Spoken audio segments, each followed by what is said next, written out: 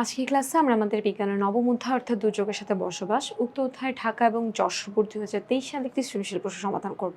আমাদের উক্ত প্রশ্নের উদ্দীপকের দিকে যদি লক্ষ্য করি এখানে ABCDর কথা বলা হচ্ছে, মানে এই যে জনসংখ্যা বৃদ্ধি পায় তার কারণে তাপমাত্রা বৃদ্ধি পাচ্ছে এবং এই কারণে আমাদের বায়ু দূষণ এবং পানি দূষণটাও বাড়ছে এবং এই সকল কারণে আলটিমেটলি আমাদের পরিবেশটা বিপর্যয় হয়ে যাচ্ছে। সো আমাদের প্রথম ক নম্বর প্রশ্ন দিয়ে বলা হচ্ছে গলনাঙ্ক কাকে বলে। সো কোনো পদার্থ যে তাপমাত্রায় কঠিন থেকে তরলে পরিণত হয়ে যায় সেটাকে কি বলা হয়?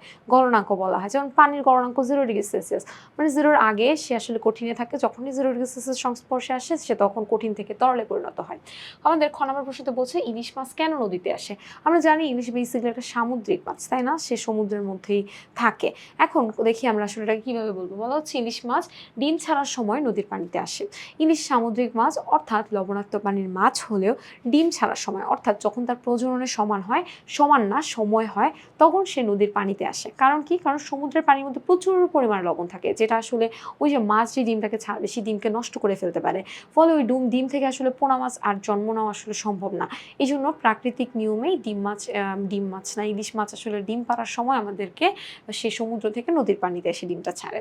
আমাদের গ নম্বর প্রশ্নতে বলা হচ্ছে উদ্দীপকের ধাপ সি ধাপ এ এর জন্য দায়ী। তাহলে ধাপ সিতে কি ছিল? ধাপ সিতে ছিল আমাদের বায়ু দূষণ এবং প্রাকৃতিক দূষণ। এটা বলতেছে জনসংখ্যা বৃদ্ধির জন্য আসলে দায়ী এই ঘটনাটাকে বলছে বর্ণনা করতে। সো আমাদের বলা হচ্ছে উদ্দীপকের সি হলো বায়ু দূষণ এবং পানি দূষণ এবং ধাপ এ হলো আমাদের জনসংখ্যা বৃদ্ধি। জনসংখ্যা বৃদ্ধির কারণে আমরা কি বুঝতে পারি? যে আমাদের মানুষের কি হয়? চাহিদা বেড়ে যায় এবং চাহিদার মধ্যে আমাদের কি থাকে? আমাদের একদম মৌলিক 5টা চাহিদার কথাই যদি বলি, খাদ্য, বস্ত্র, বাসস্থান, শিক্ষা, চিকিৎসা। এমনি তুমি খাবারের চিন্তা করো, যেটাই চিন্তা করো, এর জন্য তোমাকে কি করতে হবে? তোমাকে তোমার কর্মসংস্থান যোগান দিতে হবে এবং এই চাহিদাগুলো আসলে যখন আমরা পূরণ করতে চাই তখন আমাদের পরিবেশের উপর একটা অতিরিক্ত পরিমাণে চাপ সৃষ্টি হয় এবং এর কারণে আমাদের পরিবেশের বিভিন্ন গুরুত্বপূর্ণ উপাদানগুলো আসলে দূষণের শিকার হয়। যেমন এখানে আমরা বায়ু এবং পানির কথা বললাম।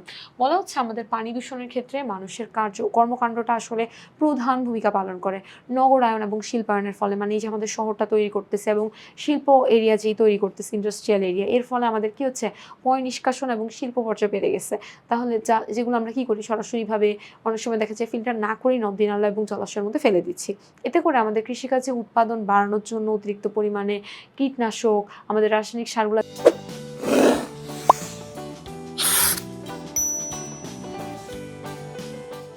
ব্যবহার করতে হচ্ছে এবং সেটা আমাদের বৃষ্টির পানির সাথে মিশে আমাদেরকে হচ্ছে নদীর মধ্যে এসে পড়তেছে বা যেটাই হোক, ওখানে আশেপাশে পুকুর থাকলে পুকুরে পড়তেছে এবং সেই পানিকে আমাদের কি হচ্ছে?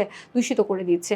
আমাদের গৃহস্থালে বিভিন্ন ময়লা থাকে, বর্জ্য থাকে, পশু পাখি গোসল করানো, যেমন আমরা হলো গিয়ে ধরো গরু ছাগলকে কি করে পুকুরে নামায় গোসল করাই বা পাইপ দিয়ে করাই, সেই পানিটা তো গড়ায় আশেপাশে কোথাও না কোথাও যেয়ে পড়তেছে এবং অপরিকল্পিত স্যানিটেশন ব্যবস্থাটাও আসলে পানি দূষণেরই একটা কারণ। অন্যদিকে বায়ু দূষণের কথা যদি বলি, সেটাও মানুষের কার্যকলাপের কারণেই দিন দিন বৃদ্ধি পাচ্ছে। যানবাহন এবং শিল্প কারখানা থেকে যে ধোঁয়াটা নির্গত হয় সেটার কারণে, সিগারেটের ধোঁয়া, নির্মাণ এবং হলো গিয়ে নির্মাণ কাজে ধূলিকণা বিভিন্ন বর্জ্য বায়ুকে দূষিত করে। ফলে দেখা যায় আমাদের প্রাকৃতিক কারণগুলোর তুলনায় আমাদের মানুষের যে সৃষ্টি করা কারণটা, এটাই বেসিক্যালি বায়ু এবং পানির দূষণের জন্য খুব বেশি পরিমাণে দায়ী। চলে যাবো আমাদের ঘ নম্বর প্রশ্নে। আমাদের ঘ নম্বর প্রশ্নতে বলা হচ্ছে এই নিয়ন্ত্রণ সম্ভব হলে, তার মানে এই যে জনসংখ্যা বৃদ্ধি পাচ্ছে যে, এটাকে নিয়ন্ত্রণ করা যদি আমাদের সম্ভব হয়, ডিতে ছিল আমাদের পরিবেশটা বিপর্যয়, তাহলে পরিবেশ বিপর্যয় সম্ভব যুক্তিসহ তোমার মতামত উপস্থাপন করো। অবশ্যই আমাদের এই যে উক্তিটা যে দিয়েছে, উক্তিটা তো মানে একদম ট্রু।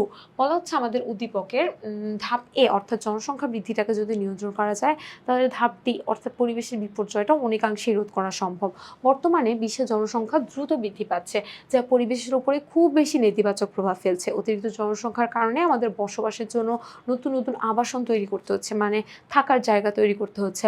ফলে আমাদের বনভূমিও ধ্বংস হয়ে যাচ্ছে। গাছপালা কমে গেলে আমাদের সালোক সংশ্লেষণ প্রক্রিয়াটা কমে যাচ্ছে, আমাদের বায়ুমণ্ডলে কার্বন ডাই অক্সাইডের পরিমাণ বেড়ে যাচ্ছে। এর ফলে আমাদের কিন্তু বৈশ্বিক উষ্ণতা বৃদ্ধি পাচ্ছে এবং পরিবেশের যে ভারসাম্য সেটাও নষ্ট হয়ে যাচ্ছে।